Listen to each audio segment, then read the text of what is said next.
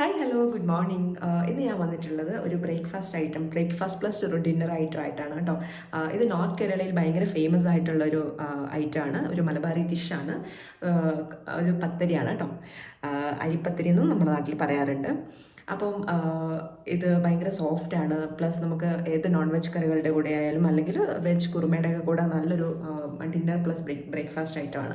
അപ്പോൾ നമുക്ക് അതിൻ്റെ റെസിപ്പിയിലേക്ക് എടുക്കാം. അപ്പോൾ ഇന്ന് ഞാൻ എടുക്കാൻ പോകുന്നത് ഡബിൾ ഹോഴ്സിൻ്റെ ഇടിയപ്പം പൊടിയാണ്. അപ്പോൾ നിങ്ങൾക്ക് ആവശ്യത്തിനുള്ള ക്വാണ്ടിറ്റിയിൽ ആദ്യം അരിപ്പൊടി എടുക്കാം. ഇതിപ്പോൾ ഞാൻ ജസ്റ്റ് 2 പേർക്ക് മാത്രമാണ് എടുക്കുന്നത്. ഇനി ഇതിലേക്ക് ആവശ്യത്തിനുള്ള ഉപ്പിടണം. ഇനി ഇതിലേക്ക് ഞാൻ ഇടാൻ പോകുന്ന കുറച്ച് വെളിച്ചെണ്ണയാണ്. ഇത് ഇവിടെ ബാംഗ്ലൂരത്തെ വെതറിൻ്റെയാണ്. ഈ വെളിച്ചെണ്ണ എല്ലാം കട്ടിയായിരിക്കാൻ അല്ലെങ്കിൽ കട്ട പിടിക്കാതിരിക്കാൻ വേണ്ടിയിട്ടാണ് കേട്ടോ ഇങ്ങനെ വെളിച്ചെണ്ണ ഇടുന്നതിലേക്ക്.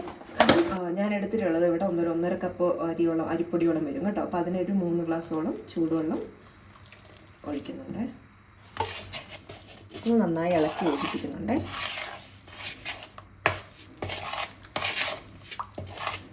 മൂന്ന് കപ്പ് വെള്ളം കുറച്ച് കുറവായിരുന്നു. അപ്പോൾ അതുകൊണ്ട് ഞാൻ കുറച്ചൊരു 1/2 കപ്പും കൂടെ വെള്ളം ഒഴിച്ചിട്ട് ഇതൊന്നുകൂടെ നന്നായിട്ട് ഇളക്കി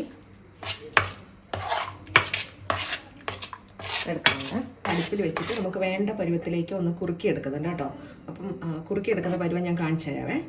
അപ്പോൾ ഇതാ ഈ ഒരു പരുവത്തിൽ നമ്മുടെ മാവ് നമുക്കിങ്ങനെ കുറുക്കിയെടുക്കണം.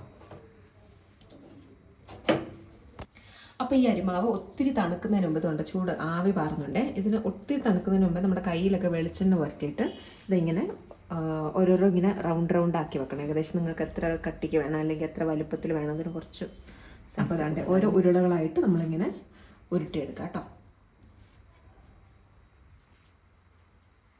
ഇത് ചെയ്യുമ്പോൾ ശ്രദ്ധിക്കണം നിങ്ങളുടെ കൈ പൊള്ളാതെ, കാരണം അരിൻ്റെ ഉള്ളിലെല്ലാം നല്ല ചൂടുണ്ടാവും കേട്ടോ ഈ മാവിൻ്റെ. അപ്പോൾ അതുകൊണ്ട് കൈ പൊള്ളാതെ സൂക്ഷിച്ച്, കയ്യിൽ ഒട്ടാതിരിക്കാൻ വേണ്ടിയിട്ടാണ് കേട്ടോ വെളിച്ചെണ്ണ തേക്കുന്നത്. ഇതുകൊണ്ട് ഇതേപോലെ ചിലപ്പോൾ കയ്യിലൊട്ടും. അപ്പോൾ അതിന് വേണ്ടിയിട്ട് അപ്പം കുറച്ച് വെളിച്ചെണ്ണ മുക്കിയിട്ട് ഇതേപോലെ ഉരുളകളാക്കി എടുക്കണം കേട്ടോ. ഇനി നമുക്ക് ഈ ഉരുളകളാക്കി വെച്ച മാവ് പത്തിരി പരുവത്തിൽ പ്രസ് ചെയ്തെടുക്കണം കേട്ടോ. റൗണ്ട് ഷേപ്പിൽ ഇങ്ങനെ.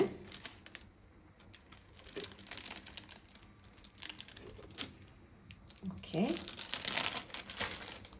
ഇത് നമുക്ക് ചൂടായ പാനിലേക്ക് ഇട്ടിട്ട് നമുക്ക് ചുട്ടെടുക്കാം. മീഡിയം ഫ്ലെയിമിൽ വെച്ചിട്ട് വേണം ആക്കാൻ. ഇത് നമ്മൾ 2 വശവും മറിച്ചിട്ടിട്ട് വേവിച്ചെടുക്കണം.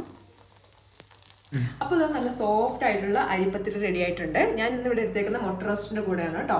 അപ്പോൾ ഇതെല്ലാവരും ട്രൈ ചെയ്ത് നോക്കിയിട്ട് അഭിപ്രായം കമൻസിൽ അറിയിക്കണേ.